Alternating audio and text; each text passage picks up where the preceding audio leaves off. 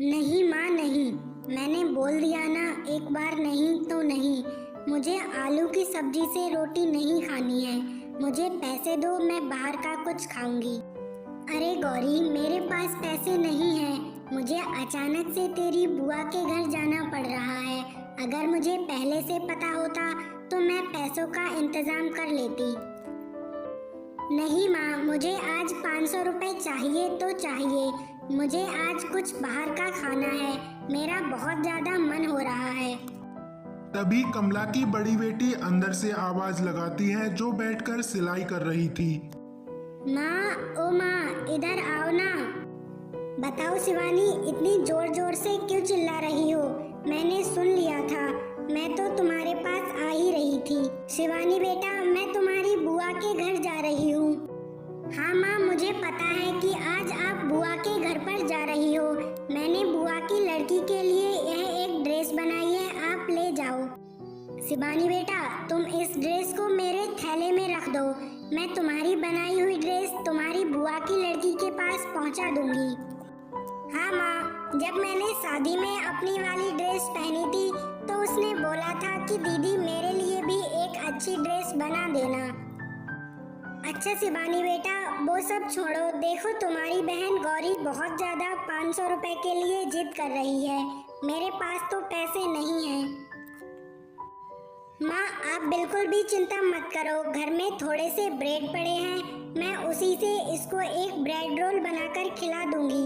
आप बिल्कुल भी चिंता मत करो, आप जाओ। गौरी बेटा, अपनी बड़ी बहन से कुछ सीखो।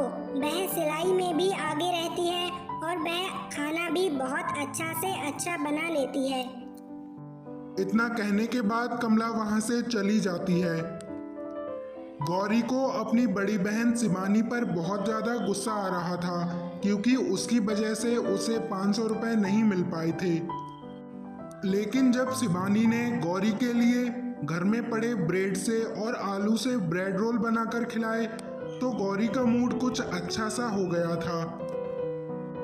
ये मेरी बहन शिवानी हर चीज में आगे रहती है। देखो, इतने अच्छे ब्रेड रोल बनाए हैं। मुझे तो लगता है कहीं ससुराल में जाकर यह मुझसे आगे ना रहे। कुछ दिनों बाद शिवानी और गौरी दोनों की शादी हो जाती है। गौरी का पति ऑफिस में काम किया करता था तो उसे अच्छा खासा पैसा मिल जाता था। शिवानी का पति खेती करता था, उससे खर्चा चलाया करता था। ऐसे ही कुछ दिन बीतते गए। आज शिवानी और गौरी दोनों की बक्सा खोलने की रस्म थी। शिवानी और गौरी दोनों की एक ही ननद थी।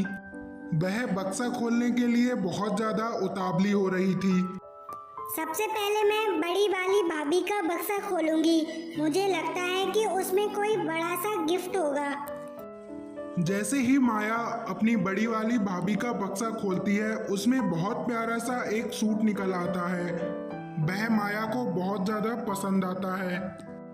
और जब माया अपनी छोटी वाली भाभी का बक्सा खोलती है तो उसमें एक शॉर्ट ड्रेस निकल आती है, जो उसे माया को बहुत ज्यादा पसंद आती है।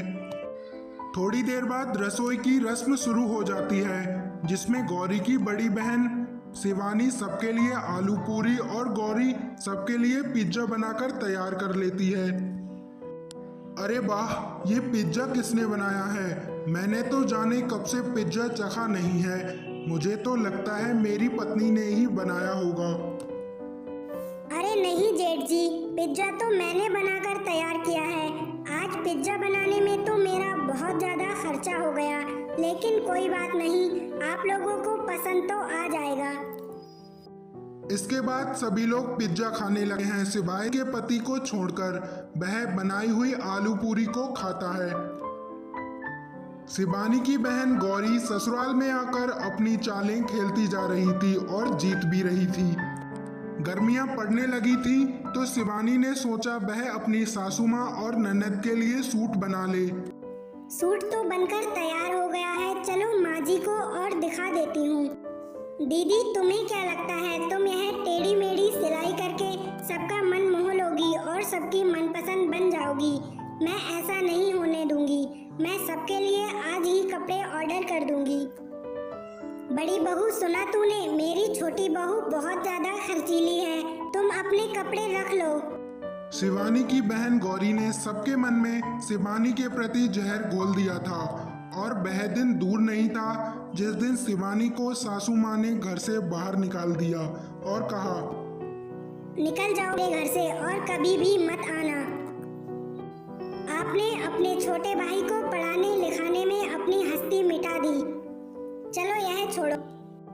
आपको पता है कि माया को देखने वाले आएंगे और उसकी एंगेजमेंट पर उसे अच्छे से कपड़े लेने होंगे। अच्छा शिवानी, ठीक है, तुम बता देना कितने पैसों की जरूरत होगी, मैं तुम्हें दे दूंगा। इधर गौरी अपनी ननद माया से बोल रही थी, तुम चिंता क्यों कर रही हो? तुम मुझे जो ड्रेस बता दोगी मैं तुम्हारे लिए ऑनलाइन ऑर्डर कर दूंगी। ऐसे ही दिन बीत गए। माया की सगाई का दिन आया। उसकी ऑर्डर वाली ड्रेस आ गई, लेकिन माया को बिल्कुल भी पसंद नहीं आई। माया का बहुत ज्यादा दिमाग खराब हो गया था। माया, तुम इतनी चिंता क्यों कर रही हो? तुम्हारी बड़ी भाभी है ना, मैंने तुम्हारे लिए एक बहुत सुंदर डिजाइन की ड्रेस बनाई है, ये देख लो। भाभी, यह तो बहुत सुंदर है, मैं तो यही पहनूंगी। हाँ, मैंने भी तुम्हारे लिए इसी वजह से डुप्लीकेट ब्रांड की ड्रेस मंगाई थी, क्योंकि मुझे अच्छी तरीके से पता था।